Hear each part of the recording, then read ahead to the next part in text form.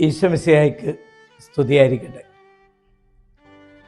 ഭാരതത്തിൻ്റെ അമ്മ ത്രേസ്യ എന്ന് വിശേഷിക്കപ്പെടുന്ന ധന്യ മദർ എലീശായെ വാഴ്ത്തപ്പെട്ട പദവിയിലേക്ക് ഉയർത്തുന്നു. ഭാരതസഭയുടെ ആദ്യത്തെ കർമ്മലീത്ത സന്യാസിനിയും കേരള സഭയിലെ ആദ്യത്തെ സന്യാസിനിയും സ്ത്രീ വിമോചനത്തിനും വികാസത്തിനും വേണ്ടി തൻ്റെ ജീവിതത്തെ സമർപ്പിക്കുകയും ചെയ്ത മദർ എലീശ ജീവിത വിശുദ്ധിയുടെ പരിമളം ലോകത്തിൻ്റെ നെറുകയിലേക്ക് പകർന്നപ്പോൾ പരിശുദ്ധ പിതാവ് അവളെ വാഴ്ത്തപ്പെട്ട പദവിയിലേക്ക് ഉയർത്തുന്നു.